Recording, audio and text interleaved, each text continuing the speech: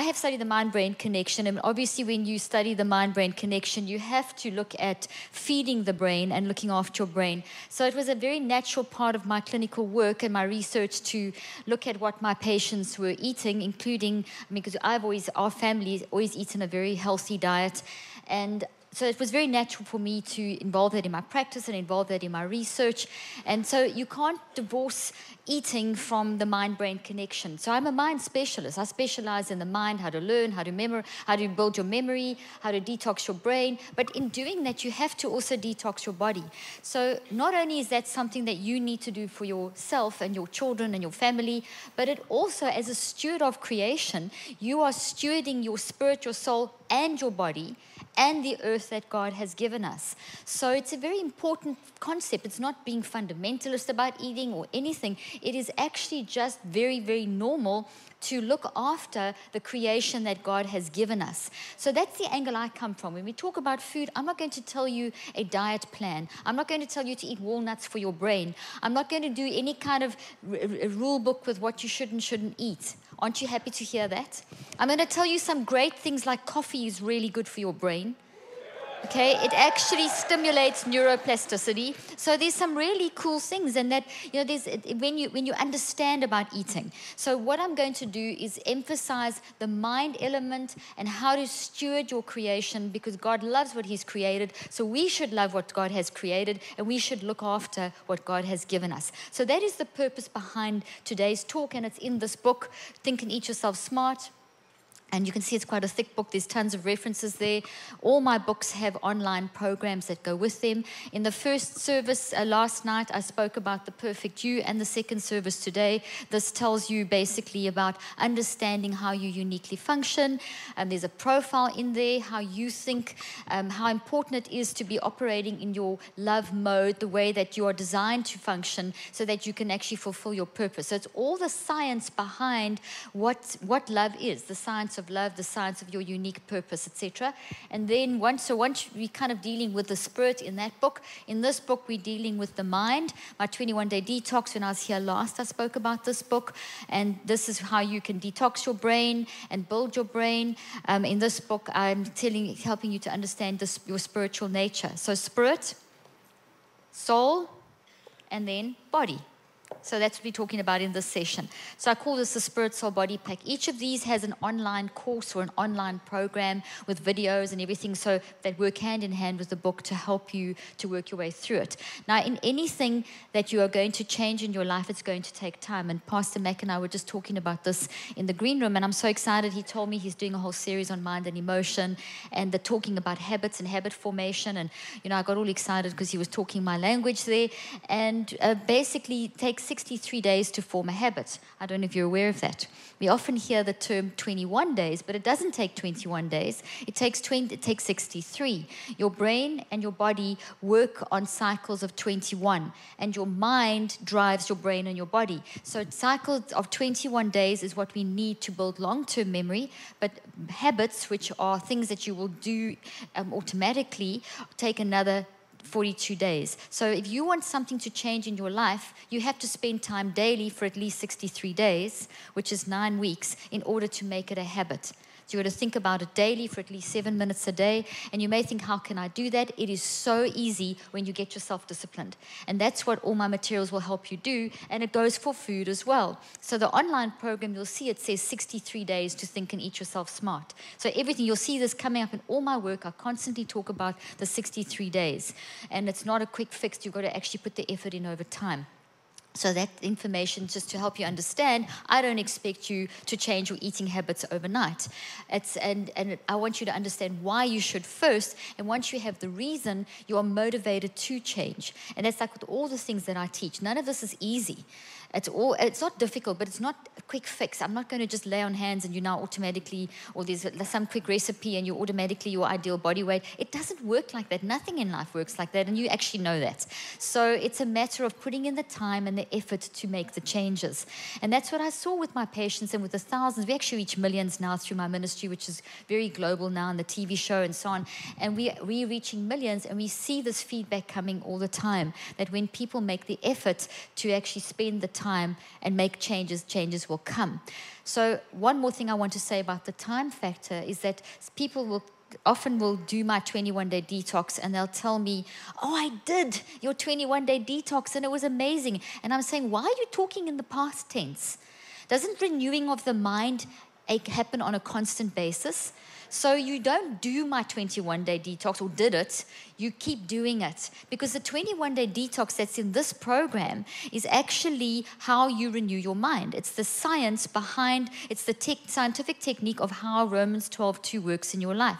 And that same thing with eating. You're not just going to do this for 3 cycles of 21 and after 63 days revert back. You'd be crazy to it. You definitely won't, because you'll feel way better. And the same thing with your Perfectly You. You're going to take cycles of 21 days for the rest of your life to get to know who you are, to build that blueprint of the divine sense of purpose and your eternal nature in you. Okay, so put effort in, be prepared to put effort in to your life and watch the rewards. Okay, so you're in a church that is helping you to do that. So take advantage of what you're learning here. It is really fantastic, the programs that are running here. Okay, so think and eat yourself smart. Notice I've put the word think. I wonder how many of you realize that every mouthful that you put in your body is the nutritional content that you gain from that mouthful is 80% determined by what you are thinking about in that moment. Okay, so your mindset in the moment of consumption of food is going to determine how much nutrition you gain from what you've just eaten. And that's why I say think and eat yourself smart. So you may be eating that super healthy organic kale salad that isn't grown up on a IV of chemicals, and it's really all the right things, real food, etc., which we'll learn about in a moment. But you may be very irritated about something or very worked up about something.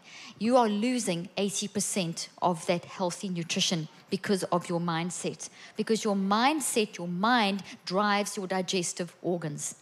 Your mind drives everything in your body. So in order for your digestive system to work, you have to correctly, and for everything to work like it should, you need your mind involved. So that is why it's think and eat yourself smart. Okay, so we need to admit, quit, and beat when it comes to this situation. And you'll see my book is divided into 3 sections: admit, quit, and beat. So I'm briefly going to give you an overview of these concepts to show you how this is not as difficult as it seems, but it is going to take the effort, the 63 days for a start, and then it's the rest of your life. What I teach I've got 17 books that I've done, but in all my materials is lifestyle changes, okay? We're not talking about a once-off. It's lifestyle. And these lifestyles are spiritually and scientifically aligned with who you're supposed to be. So everything that I'm teaching is aligning with the Word of God and aligning with your spiritual nature, your perfect you nature. Okay, so the global food system is flawed. And if we don't admit this, we are willfully blind. Okay, so we need to recognize that there's a problem with our food system, and I'm going to prove this to you in a series of slides now as we're going through this. The eating has become unnecessarily complicated. I mean, you know this. Like you can see up there, weekly there's a new diet, there's a new fad. This week you can eat this kind of olive oil. Next week you must eat coconut oil. The week after it's that. Do this. Butter's good for you. Butter's not good for you. At the end of the day, you can tear your hair out. You need to go to a nutritionist to try and work out what to eat. And that is not, it shouldn't be like that. Because what has happened to our food system that it's become so complicated? And these are the questions that I attempt to answer in my book. You'll see that there's a whole lot of pages of references, links, videos, and all kinds of things to educate yourself. We do regular challenges in our organization. We just did a 21-day detox challenge over January where I took myself through I'm always doing a 21-day detox. I'm always in it. It's a lifestyle for me. But I did it on video to help people just to give examples. I went through an issue that I was dealing with and very, very, very transparent, and I did a 21-day video, 21 days of videos. Currently, we're in a Think and Eat Yourself Smart challenge, so if you follow me on social media, you can actually join that challenge at any stage, and it's running over 63 days, so over 9 weeks, and we've got various different doctors that I work with. There's podcasts, there's YouTube videos, there's all kinds of things, so every day there's something to help you in this journey. So I'm doing what I can, short of coming into your home and doing it for you, which I would never obviously do, you have to take that responsibility, but I will give you as much help as I can. Okay, so weekly there's a new diet fad, but actually if you look at the science behind eating and looking after your brain and your body and the earth, there isn't one best type of diet. You know, people will ask me, do you eat paleo? Do you eat vegan? Do you eat vegetarian? Can you do this? Can you do that? You can do whatever you want. Because we're all different, so all of us are going to have different diets. So you can find what works best for you, because we are all different and we all have different needs. And there's certain things that you can and can't eat, and you will know when you're eating the right diet. But there is one rule that I have, only one. Eat real food mindfully. That's the only rule you need to follow. In this book, I proceed to teach you what eating real food mindfully means. Okay? So we need to understand what real food is, and we need to understand what mindfully is, and I'm going to try and unpack that for you now. So real food is grown the way God intended. It's called agroecological farming methods, and you'll see them in this book. So it's fresh and nutritious. Why fresh? Very briefly, when something's fresh and it's picked when, like for example, then the fruit is picked or the vegetables are, when your vegetables are grown, when they're at the point where they are just like literally ready to fall off on the ground, that is when they're at their most nutritious. So when you eat them at that point, you will get the most nutrition out of that food. So fresh and nutritious. When something is picked too early and it's still not ripe, what they do very often, even sometimes organic, not even sometimes, it even happens with the big organic farms, they pick it too soon, they spray various different types of chemicals on it to change the color, and then to keep it fresh, it's packaged. So by the time it gets to you, that fresh fruit is not really fresh. So then you'll see the next point, predominantly local and seasonal is best. So it's best to buy what's local in your area. So if you're eating fresh kiwi fruit, it's not fresh because you don't grow kiwi fruit up here. Okay, so you need to be very cautious. So even if it says organic kiwi fruit, it's not grown in your area. So you should predominantly eat what's local in your area. Now think of how brilliant God is, and think of how our bodies and brains are wired for love, which I teach extensively in all my work. There isn't a single cell structure, a protein and enzyme in our body that is designed for anything toxic. And the same thing with the food system. God has put you with a perfect brain and body and a mind that's going to develop into the perfect you nature in a world that is created perfect. God knows what God is. God knows what He's doing. Okay, so God doesn't create imperfection. God creates perfection. You know that. Okay, so this means that the world that God has given us, when we go according to grow food and let grow up animals in the correct way, we're going to get the best nutrition, because the earth is also, and animals are wired for love as well. So that matches us. So when you interfere with that, when you change the way food is produced, then you're going to interfere with the wired for love nature, and you're going to land up with consequences, which we'll see. So local is very interesting in terms of the wired for love nature, because whatever you grow locally is what you need nutritionally wise to live in this particular climate, which is different to, for example, Texas, where we live between Texas and California. So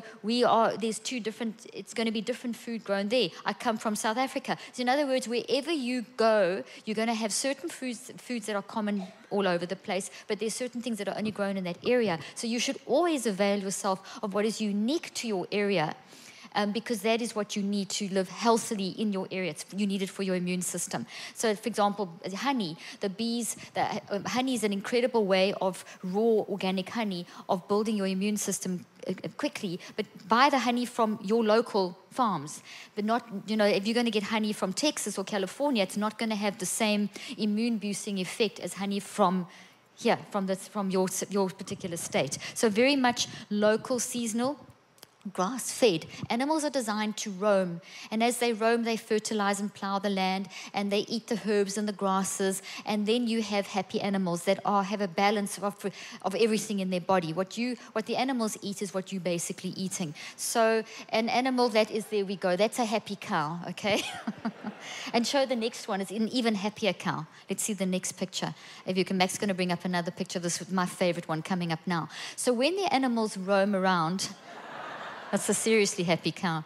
Okay, so they are naturally eating what they would naturally eat in a very relaxed environment. Their body responds, so they have all they're not in, their body doesn't go into stress. Their omega-3 and 6 is balanced. I can go on and on and on, and I have it in my book for all the multitude of healthy results when an animal is basically allowed to roam free. So that's the chickens and the everything. The animals should be roaming around free. So when they are put into the concentrated animal feeding operation system, which is called a CAFO, where you see all these animals very cruelly treated, locked up in these very small environments, very often standing in the heat of the sun, but not able to roam around, being fed a diet that's completely abnormal, very often choking on that diet, very often getting things like garden hoses shoved down their throat to get the food down, filled with hormones to fatten them up quickly, so abnormal growth rate. They're standing in their own feces, they get very sick, their hooves get all kinds of infections which goes through their body. 98% of the antibiotics used in this country go to the animals in the CAFOs, and that's what's going into your body. So not only is it cruel, but it is also not stewarding creation, and it is also making you sick because you are eating all that as well. So whatever they're putting in their mouth, you putting in your mouth. And we need to realize that this is not some magic, not some made-up thing. This is basic scientific facts. So they did. There was a very famous scientist in Zimbabwe who was a bit concerned about the amount of the elephant population was growing dramatically, and they were worried it was going to destroy the beautiful grasslands in Zimbabwe. So what he did was he created a program where he culled the elephants, so they reduced the elephant population. It wasn't a short few months after reducing the elephant population that the grasslands of Zimbabwe turned into deserts. And the scientist realized he had made a mistake. He actually admitted that, and that's good science. We all make mistakes. The ability to grow and change is a good thing. You don't always know everything. You keep on learning, and that's one principle I want to just emphasize. And what this scientist, he realized he'd made a mistake. He took the domesticated cows and he put them onto these the land that had become desertified, and he basically allowed them to roam free like wild animals, and then they churned the ground and they dropped the droppings, and he had all the different animals mixed together. They obviously had to give them feed initially because there was no grass. Within 3 weeks, grass started coming up. Within 3 months, they had grasslands back again. And the principle there is that we're actually destroying large tracts of land by taking the animals off the land and putting them into these concentrated animal feeding operations. And there's a lot of science behind this, there's a lot of truth behind this, and a lot of research. Free of synthetic chemicals. You know, a lot of plants the GMO seeds are not natural. All seeds, you know the principle of seed time and harvest. Okay, so you know that a seed will then reseed itself. GMO seeds don't. They only have one season, so you therefore have to purchase them. So seeds are being patented, and people and farmers are not making it financially because of the fact that what was a natural process in farming has been removed. I'm just throwing out a few things out there. So when these GMO seeds are planted, because they're unnatural, there's a lot of insects, and there's a lot of they have to then treat the ground with all kinds of chemicals, and so there's this one chemical after another, and then they sprayed with chemicals, and that's creating these super bugs, and you've got this very toxic cycle that has been set up. Now, we only understand 2% of our soil. Do you know that across the planet, we only understand the contents of 2% of the soil? So when you fiddle with things like GMO and pesticides, we don't actually know what it's doing to the ecosystem. So when you read that in the media that GMO is safe, it's definitely not safe.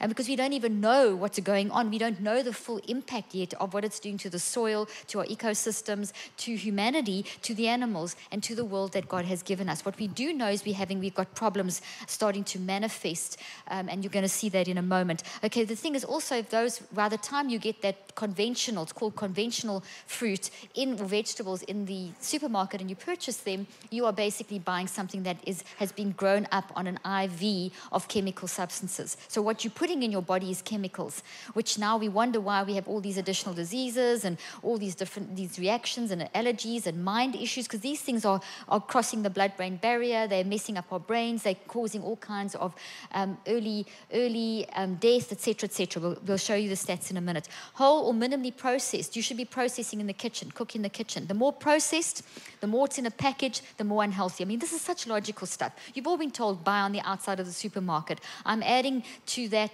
buy the organic on the outside of the supermarket, buy the local seasonal. These are very simple tips. I've got them very clearly laid out in my book, and there's lots of videos and things that go with it, okay?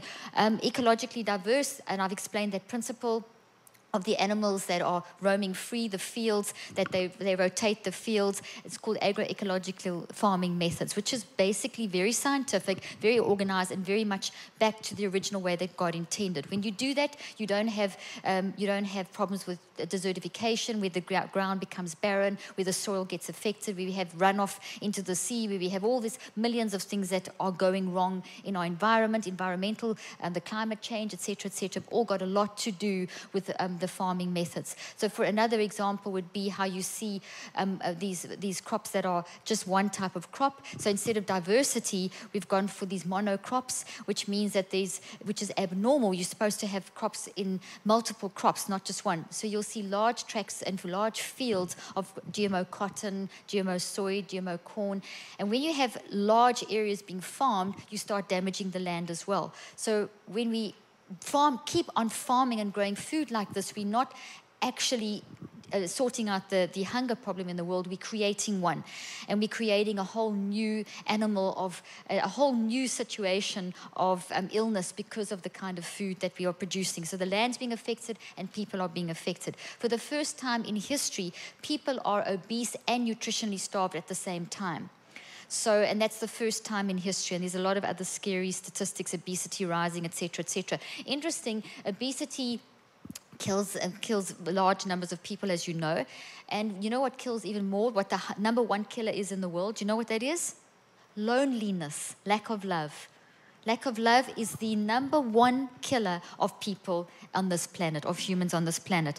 Okay, so there's so much more I can say about this, but this is the concept of real food. It's in depth in the book and the online program. So now let's just talk about what's happened when we don't follow those rules and we start farming with, the monocrops and all that kind of thing, and KFOs, the animals in the concentrated animal feeding operations.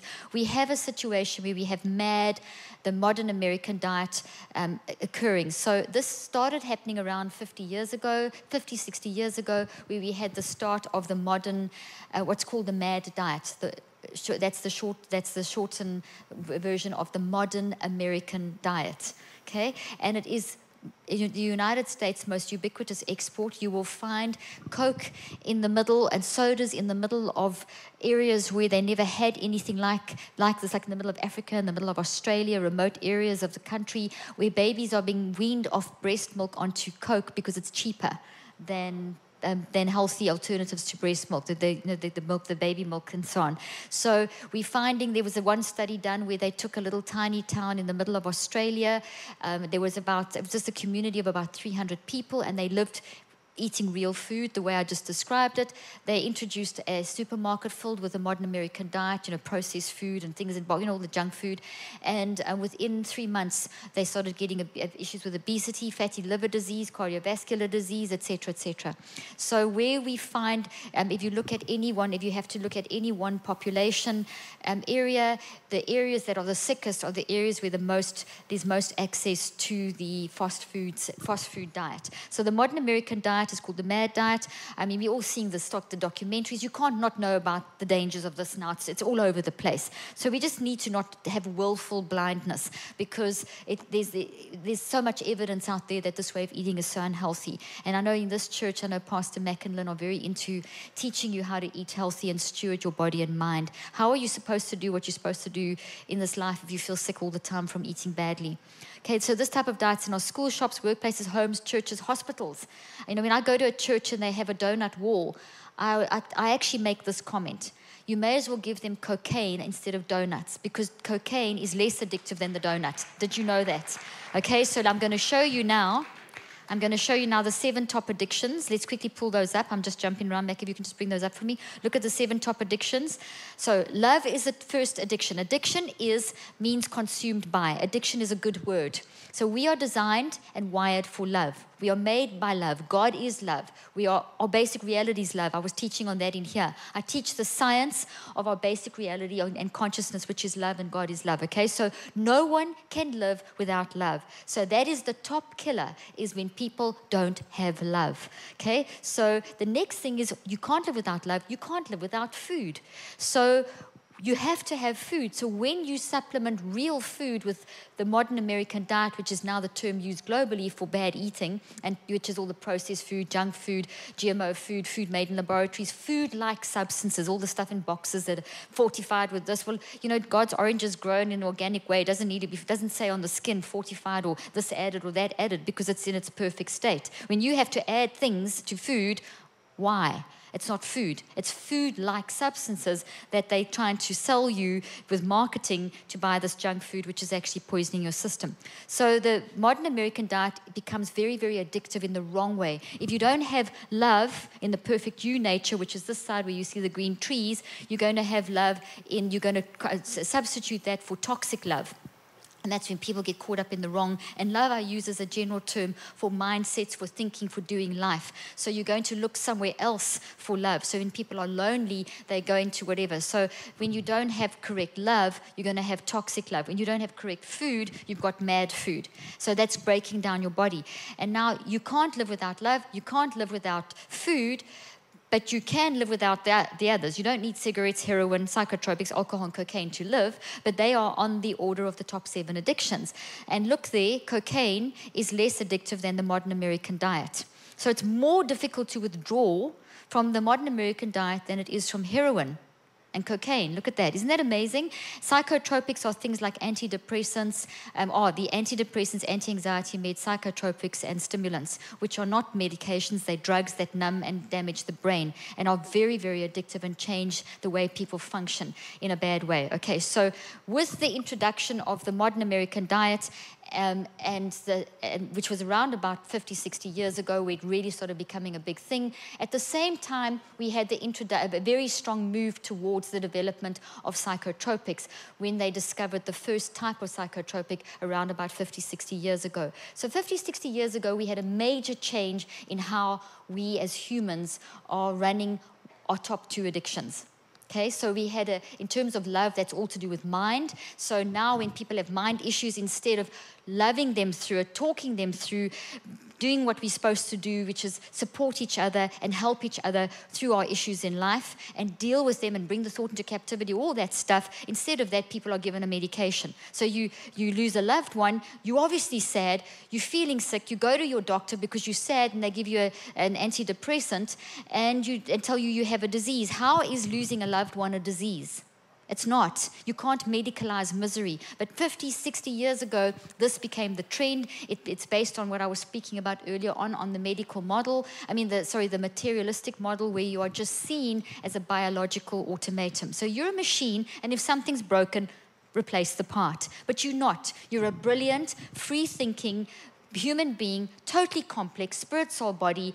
The biggest part of you is the spiritual, non-physical part, and you can't just treat that with a medication. But that is the gold standard of treatment, and unfortunately, across the world. And we see the psychotropic trend is more dominant in developed countries that can afford to pay for the drugs. And in countries where they can't afford, like Zimbabwe, where I was born, they do what they call the friendship benches, where grannies sit on benches and they basically listen to people with problems. And it has been scientifically evaluated by Harvard, and it is more effective in helping with mental health than any other system. And those principles are what I've been using in my therapy for years and in my books and whatever, and I've developed the Dr. Leaf method, which is basically the same thing. Anyone can do it. If you can love someone, which you can help someone. Okay, so if you want to know more about that, you can just send us an email. We'll send you some links on that. So in other words, you're wired for love, you're wired for food, and if you distort them, you're going to create a toxic addiction, and that's what the modern American diet does. So if you actually have a look at the dangers of this whole thing now, in the USA, the death rate rose for the first time last year. I should have actually changed the date. Between 2014 and 2015, the death rate rose for the first time in a decade, a rare increase. Now, what does this mean? Okay, so there's the slide up there. Have a look at that. What has happened? A very, very scary thing. For decades, the mortality rate has been going down because of medical advances, which makes sense. We all know that, don't we? People are living longer. Diseases are being healed, or so we thought. And then between 2014 and 2015, this trend reversed. And people are now dying 15 to 25 years younger than they did 50 and 60 years ago. So this trend started changing. They saw the trend manifesting, because it takes a bit of time for trends to actually manifest. Then they're tracking it back to the start of the trend was around about 50 to 60 years ago. And what happened 50 to 60 years ago, I just told you. We changed the way that we eat, and we changed the way that we manage our mind. So we've changed the top 2 addictions that we need for survival. And the result is that we now have a lifestyle crisis globally, because these results are being evidenced around the world, and the same trend has occurred between 15 and 16. So we are considered to be in a pandemic problem time of people dying 15 to 25 years younger from preventable lifestyle diseases. How you manage your mind and live your life, your decision making, and the food that you need in order to live. Okay, so now we see the other 5 addictions that you don't need to live are being used instead of the real thing. You see that people don't get love, they get depressed, they take a drug to numb their mind, or they get caught up in pornography or whatever. I don't know, whatever. Each person's going to be different. So they are looking for they've swapped the love of God has become now the golden calf. They are worshiping something else. Whatever you think about the most is what grows. Whatever is consuming you, if it's not love that's consuming you, you are now worshiping the golden calf. Okay, so when people tell me I can't give up sodas, well, then my answer very often is, well, what are you? That means you're literally worshiping the soda. Because I can't is a decision. It just is going to be difficult. You are going to go through 63 days of withdrawal when you come off that soda. If you're drinking a lot of sodas and you're addicted to junk food, when you get off the junk food, you will go through withdrawal like a heroin addict, like a cocaine addict. But you can do it because your brain can rewire. If you get your mind right, your mind is driving the process, your body has to line up. So if you make the decision to renew your mind around how you're going to manage your mind and how you're going to manage what you eat, you can rewire your brain, and your brain will fix itself up. But it's not a quick fix. Yeah, amen. I mean, that's how good God is. We talk about the grace of God. You see the grace of God all over science. I mean, I just am consumed with science. I love it so much. I spend 2 to 3 hours a day on science in my field because I just see God all over it. The grace of God is unbelievable. When you use your mind, you change your life. Okay, so research shows that, just to show you now the mind element, research shows that 2 out of 3 people will gain weight back when they go on a diet. So diets are a bad thing. Now, what they have found is that 90% of people will focus on the physical aspects like diet and exercise, discounting the most important factor when it comes to weight loss. That should be weight loss. You don't want to become weightless. And healthy eating. Some of us might want to, hey? Okay, so basically, there's nothing wrong. You must change your food. You must exercise. You'll see all the importance of that in the book. The exercise stimulates neuroplasticity. The correct eating stimulates neuroplasticity, which is what you need for memory formation, etc.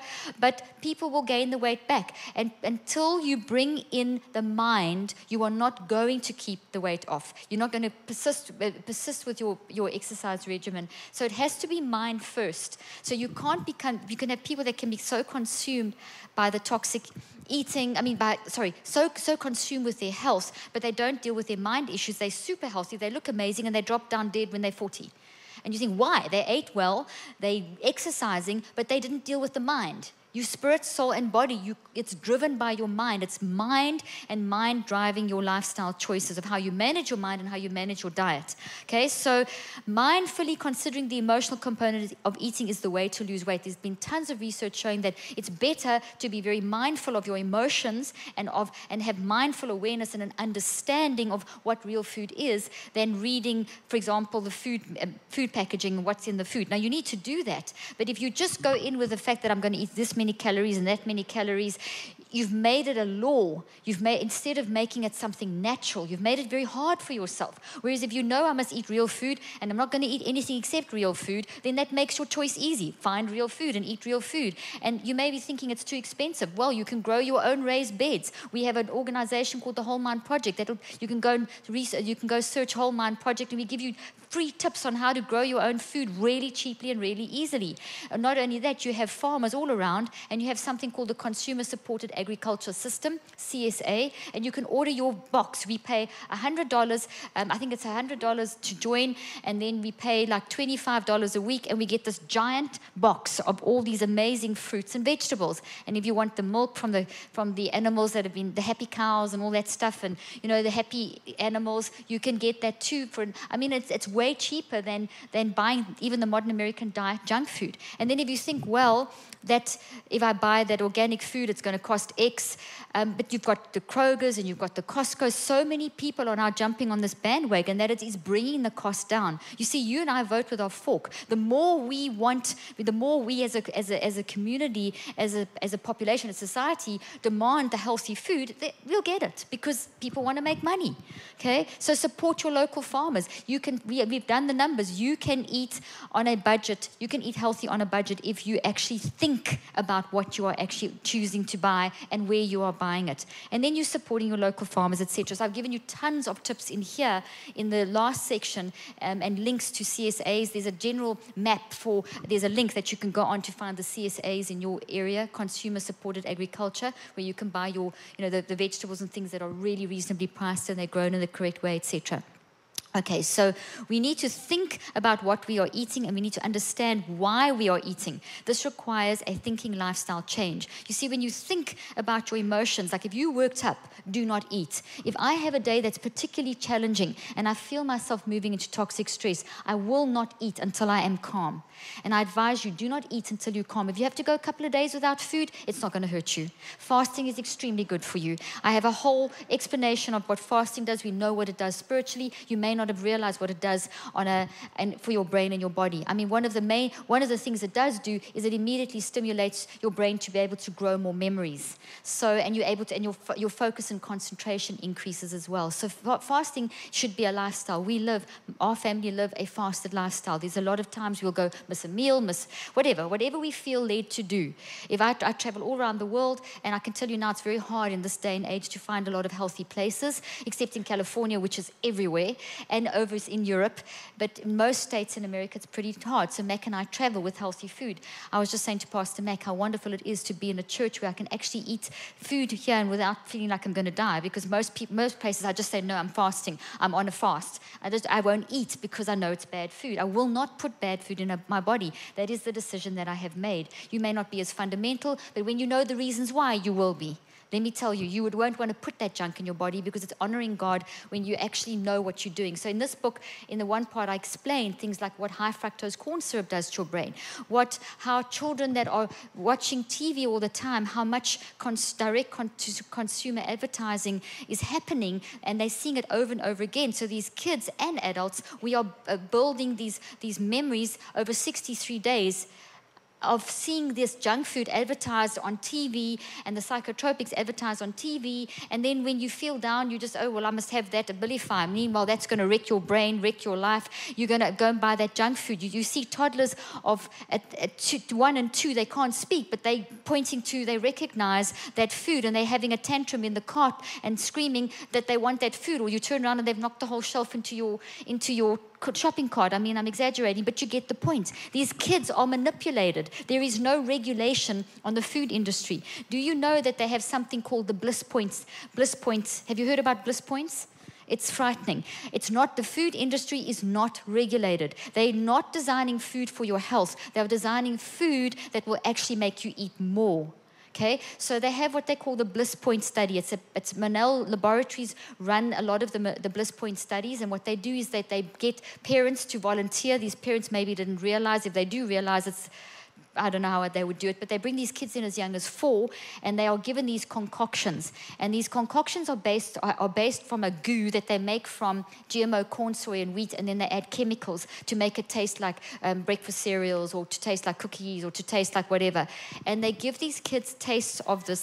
They do MRI scans on the children's brain, and they look for the point at which the hormone system, they do various different tests as well, it's the point, hormone system is overridden, so that you don't realize that you are full and you want to eat more. So the food is purposefully designed to interrupt the natural your natural hormone system, which will tell you when you're hungry and when to start eating or when to stop eating. And also, when your hormone system is functioning correctly, when you eat real food and your mind is right, you will also know what you need to eat, and you will recognize that you don't want that real food. Once your hormone system's been messed up, you actually lose that ability.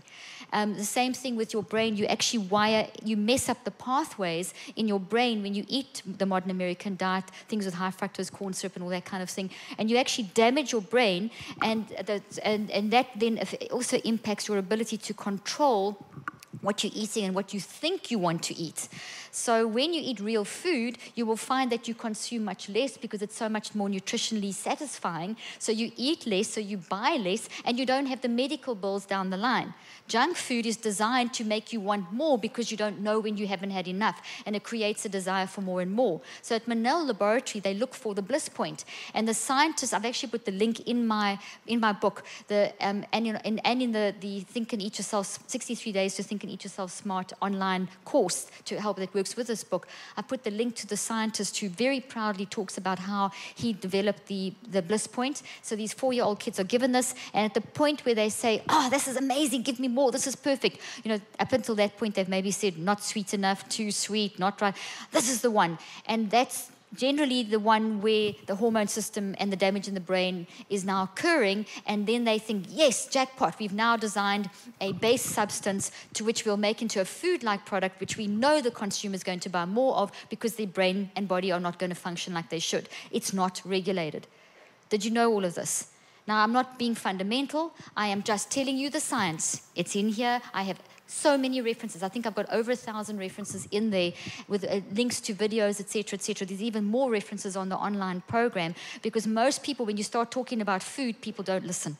They just switch off and they go back. I'll go and lecture in a school or somewhere and come out and it's lunch break and they at the vending machine buying sodas and junk food. I mean, in hospitals where I've been training doctors, and in the breaks, the doctors go out and they start eating the junk food. They come out of surgery and they eat the junk food. I will not let a doctor eating junk food touch me or any of my family. I want to know what they're eating. So I go to doctors that I know eat healthy, and those that you can hear what some of them say. I've got a whole team of doctors I work with, and they come on my show, my podcasts, and my YouTube show, etc. Okay, so let me tell you another thing about the importance of your mind involved in this whole process. Your digestive system has many parts to it. And as I said in the beginning, your mind drives your digestive system. So your mind is 80% of the eating process. So basically, I'm just going to talk about one structure. I'm going to talk about the pancreas. Now, the pancreas is a very important structure, as is every structure in your brain and body involved in the digestive process. The pancreas secretes, you'll see up there, 20 emotionally laden peptides that tell us when we are full or hungry. And it regulates the assimilation and storage of nutrients. So toxic emotions affect these processes. So what this means in English is that your pancreas, as you are eating, starts to secrete peptides, 20 different emotionally laden peptides. And emotionally laden peptides means that they respond to your emotional state. So when you are in the imperfect you, in your fear zone, this is your love zone, your perfect you zone. This is your fear zone, your imperfect you zone. So when you're irritated, frustrated, or whatever, any of those emotions, or you're worrying or anxious, then your pancreas cannot secrete the 20 emotionally laden peptides. And if it just secretes 19 out of 20, you've already messed up the digestive process. And I can't tell you if you feel this emotion, it only secretes 18. No one knows that. All we know is that you can literally mess up your pancreas to the point where it doesn't even secrete any. And then you have a big problem because your pancreas doesn't work alone. Like nothing in your brain and body works alone. No, everything works together. The proteins, the enzymes, the structures, every part of your body works as a whole. It's the parts that form the whole. So you can't reduce it down to just one. So even though I've explained the pancreas works with others. So as the pancreas is affected, so the gallbladder is affected, so the intestines are affected. Everything gets affected by what you are thinking. So just think about that. You may be eating that healthy organic kale salad with the happy cow, whatever, steak that you're having with it or something. Not that it's happy anymore because it's now steak. But that's why we should really pray. And that's why we say grace, thanking God for what he gives us. It's incredible. But if you're in that foul mood or in a toxic state, you basically have messed up your pancreas. That's one example, plus all the others. And then look at toxic stress. If you are in a state of anxiety, it will inhibit this. I've listed a whole bunch of stuff there.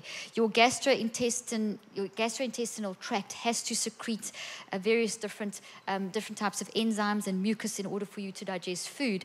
And that gets messed up. As soon as you're toxic, you actually influence that. You haven't maybe even put a mouthful of food in your mouth yet. But the fact that you are in that toxic state, you've already started messing up your gut. So who of you here, you've maybe been in a situation where you worked up and you feel your stomach starting to get cramps or bloating, or you just have a sore stomach, your body's reacting to your mind. So your gut-brain connection is very real. It's called the enteric nervous system. It's a connection between the brain and the gut. And in fact, what you are feeling is feeding your gut is lined with neuropeptides and with neurons. There are as many neurons in your gut as there are in your spinal cord, which is connected to your brain. So there's a conversation going on between your mind and your gut. So in order to digest food, your mind is going to tell your gut the state that you're in. Another thing I told you last night was that if you just worry about getting Alzheimer's, you increase your chance of getting Alzheimer's by 63%. You also increase, so don't worry about getting it because you're going to get it because you're worrying about it. The other thing is the modern American diet is a big proponent of causing Alzheimer's, which is often being referred to as type 3 is being linked to type 3 diabetes, which is a new concept. What happens is that when you eat the modern American diet, it affects the gut, it affects everything, but it causes a certain type of protein to be released. That is a good protein, but it causes too much of it to be released. And that particular protein gets into the blood, and that protein goes into your brain. It crosses what we call the blood-brain barrier. And you don't want that particular protein to cross the blood-brain barrier, because when it does, it will damage the parts of your brain that are involved in building your thoughts. And so what happens, especially processing. So one of the first symptoms of Alzheimer's is slow down, a reduction in processing time. So like you talk to someone and who's got early stages of Alzheimer's, and you can see that they're just not processing. It's taking longer for them to process. And that's one of the signs of early, obviously there's a whole lot of things you look at, but what the research is showing is that the modern American diet causes a whole lot of stuff. And one of the things is this protein will start attacking the parts of the brain that are very involved in processing. So it sets you up for the dementias, this modern American diet. So there's some more things over there. The toxic stress will decrease your nutrient absorption. I said that already, by up to 80%. Your internal mucosa, so the mucus lining on the inside of your gut, has to constantly be replenished, as all your cells are constantly being replenished. You're constantly changing all your cells, which is quite amazing, and the quality of the change is dependent on your thought life. But the capacity of the intestinal mucosa to reproduce is reduced by toxic stress, and that's not a good thing. You've all heard of your internal microflora, your probiotics. You've all heard of that, and you have all these which are very important for you to digest food, and they have a huge influence on mental health. There's a lot of research showing now that the modern American diet is actually contributing to a lot of people's anxiety and depression symptoms because it's messing with the brain, which you've already heard me say when I explained the Bliss Point. So we're already seeing that by changing diets and introducing more prebiotics and probiotics into diets, you can improve people's mental health. And that was always part of my regimen that I did with my patients, was to always work on mind, probiotics, change diet, etc., to work on a combination. Okay, so there's just nausea, irritating colon, etc., etc. So there's a lot of things that are relevant to understanding this whole toxic situation. So I'm almost done. I want to just quickly explain that we need to do three things when we, as you can see, there's a million things I can share with you. What I often do when I get to, when I do a food conference, which I normally take, this is just an introduction to these concepts, but I often will bring in a burger from a takeout joint, and I will go through like what has happened to this bread and the tomatoes, whatever, and the meat, etc. And I go through the whole thing of what has happened. Then I show you a healthy version of that, and I've got explanations of that in the book. The point is that even the wheats that we are eating, for example, we actually have 30,000 different types of grains. 30,000 God has given us. You don't see 30,000 types of grains in the shop. Most bread products, cakes, breads, etc., come from a hybrid GMO version. One. So we've taken the 30,000 that God has given us so graciously, and the food-like products are being produced from one hybrid GMO version. That's not good. So when you start buying from local farms or becoming more aware of this, you can start getting your ancient grains back in your diet, and things like quinoa, which is actually a seed, and farro, and all these things that are so filled with so many important vitamins and minerals and nutrients that you need for your brain. I talk about gluten. Everyone thinks gluten-free, gluten-free, gluten-free. It's not gluten that's the culprit. There's only a very, very small percentage of the population that have celiac disease, which can be determined by a blood test. Yet this is a multi-million-dollar industry, the gluten-free movement, and it's not actually gluten that people are reacting to. It is all the junk in the food that people are reacting to. So when you eat the ancient grains, very often people that think that they're gluten intolerant, when you give them the healthy ancient grains that have been grown in the correct way, and there's a whole, I have got lots of that information in the book as well, you find that there's no intolerance anymore. So we are intolerant of this diet. It doesn't feed us, so it damages us. Okay, so in the first part of the book is the admit section, and there I talk about the dysfunctional state of our current food system. This is just a quick wraparound. I talk about the real food diet, how the mad way of eating, McDonald's logo is more recognizable than the cross. Did you know that? It's the McDonald's logo is more recognizable in this day and age than the cross. That's a problem, okay? I talk all about the diversity of diet, about real food versus real food that's wired for love, what industrial food-like products are, how to shop, how supermarkets are set out, the consumer-supported agriculture, what is organic, what is GMO, how does it work, what is good organic. It's become quite an industry, money-making industry in itself, so you need to be able to know which farms are safe, etc. There's a lot of apps you can download on your phone to find out which are genuine organic farms that the produce is coming from. So there's a lot of support for you out there, and I have a lot of those links in my material. I talk about the trouble with mass production. I talk about the mad diseases, which are diabetes, fatty liver disease, etc. I talk about the cheap mirage, where we think it's cheap food, but actually the price that you are paying is in your health, and also it's subsidized food. So the problem there, okay, Max just finding the slide. The problem there is it's not really cheap food because it's subsidized food, and farmers are going out of business because it is very dominated by just a few big agriculture. And big ag is very is basically in bed with big pharma, which are the pharmaceutical companies. And yes, we do need medications. I'm not anti-medication for heart disease. I'm anti-psychotropics, and I'm anti-mismanagement of medication. Medication and medicine is a gift from God. Doctors are a gift from God. My best friends are doctors. I've spent my whole life in the medical community. I train doctors, but I'm against I'm against the mismanagement. You need to listen to my podcast and meet some of the doctors that come to on my TV show, that work with me, that I do research with, and you can meet them through my podcasts and conferences and so on. But you will hear what they say. They'll tell you, we weren't trained in mind, and we don't know about nutrition. Now, who do you go to when you've got a mind issue and a food thing? You go to your doctor.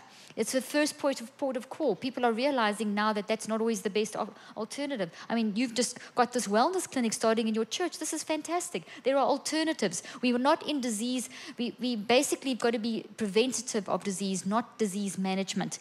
And industrialized countries have become very much disease management systems as opposed to disease prevention.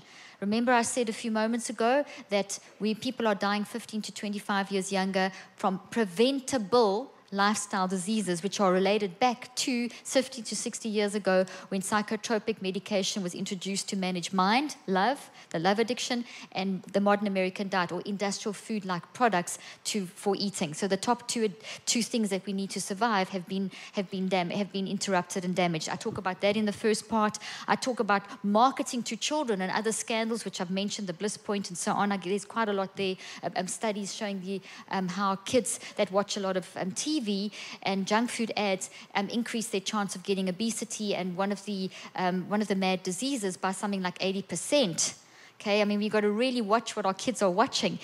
Then who rules the economic roost? I'd do a bit about the economics there just to show you that this is very real, that we need to vote with our fork. If we're not supporting these industries, we will then get the change over that we're seeing in places like Costco and Kroger and et cetera, that are bringing in so many more very affordable organic options.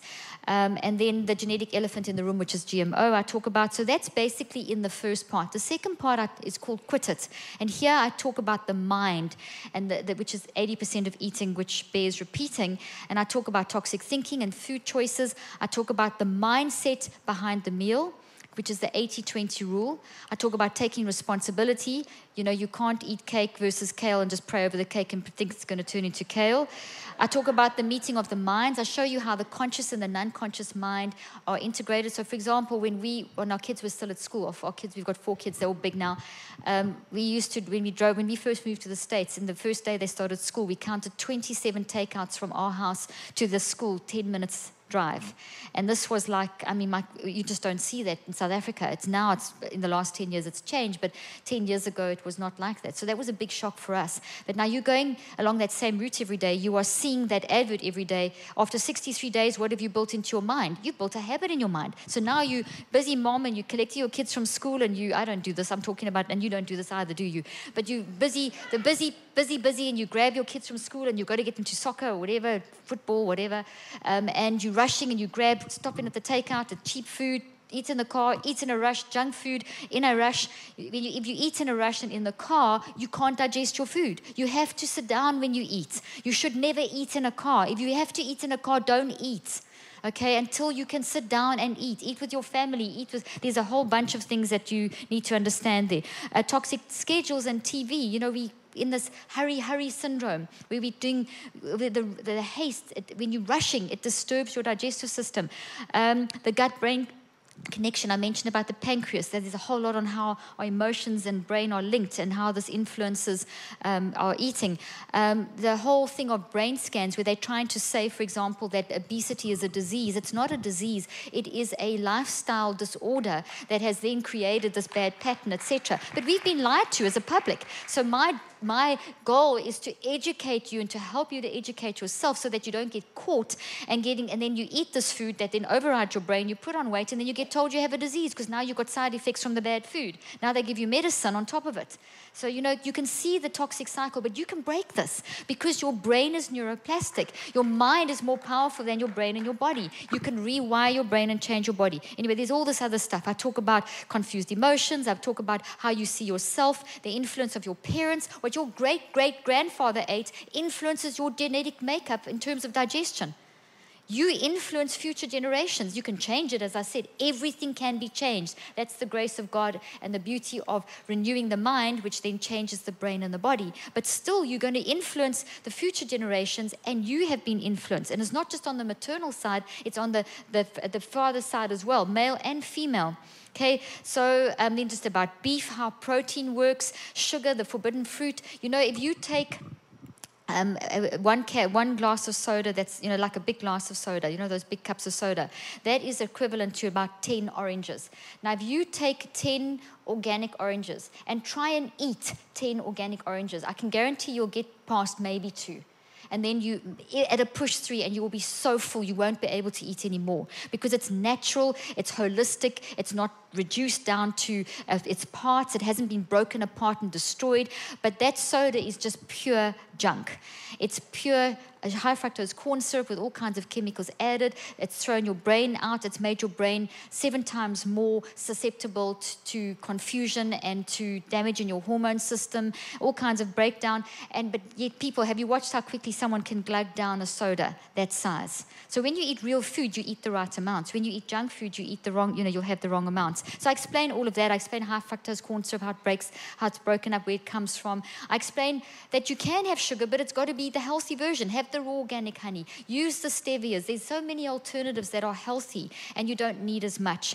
Then gluten and sleep. Don't forget you need to sleep and you need exercise. So I cover that. In the last section, I give you tips, and I give you 12 basic tips to beat it, and a 21-day recipe kickstart. I give you my family's famous our favorite 21 recipes in the online program. There's another whole lot of recipes, and we also have in our Whole Mind project, you can just Google Whole Mind. In fact, if you can just put up the slide for Whole Mind, you'll see the web page. There's free recipes on there. It has a YouTube channel with recipes. Every recipe that comes out of my organizations, Switch On Your Brain is my one organization, and the Whole Mind Project is my NGO. All of those are designed, all those recipes are designed to just feed your body. It's all based on real food, very simple to make, quick to make. Some of them will take a little bit longer than others, but they are so nutritionally dense, they are totally feeding your body. So I've tried to, once you get a hang of those, it's very easy to create your own recipes from there. But we're always giving free recipes and things as well. The Whole Mind Project was founded to redefine the way we think about and produce food as something that defines us, brings us together, nourishes us, something that highlights our dependency on a global scale. Food ought to play a central role in the way we worship God by loving our neighbor and stewarding creation. Through supporting sustainable, holistic, and nourishing farming projects on a global scale, the Whole Mind Project seeks to honor God by empowering local communities, giving them the ability to produce food that nourishes them and their environment. One of our inspirations has been the gangster gardener. I don't know if you've heard of him. He's been on my TV show, Ron Finley, who lived in downtown LA, and where the obesity epidemic and fatty liver disease was 65% higher than in other areas of Los Angeles, very poverty-stricken area. And pretty much the only food in that area was junk food, and what he did was he found there was a crack in the pavement that was really run down the area. He started growing gardens in cracked pavement, and he transformed. You can Google him. He's had done TED Talks. He's a friend of mine. This guy is unbelievable.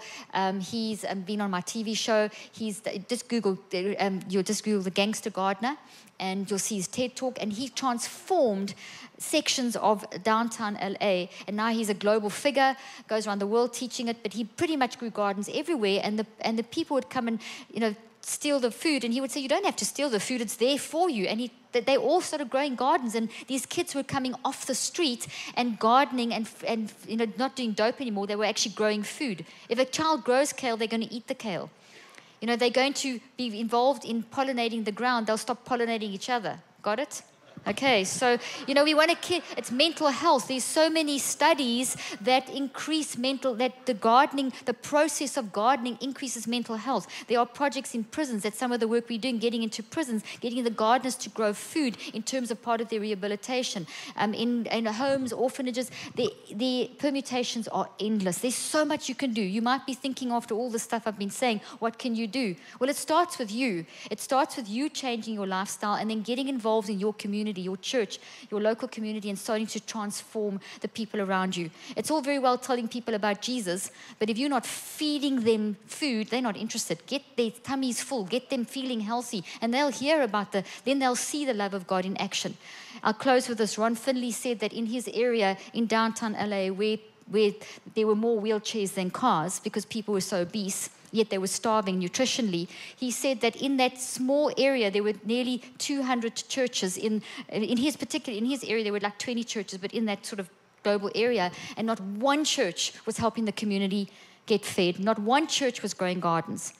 And that made me feel so embarrassed. I felt so sad when he said that. And that's why we are on such a mission that the world will look at the churches and see the churches growing gardens. You can grow a raised bed the size of this table that will feed a family of 6. You can have, instead of flowers in your planter boxes, you can put all over a church, you could grow actual gardens that are feeding the community. So you can get it. There's so many ideas. If you want to know more ideas, just Google our website. But start with yourself. Get yourself changed, because you are a steward of creation. You are the royal priesthood. It's time to act like the royal priesthood. God bless. Thank you for listening. Thank you for having me here this weekend. It's been amazing. I've loved it. Thank you. Thank you, Pastor Matt.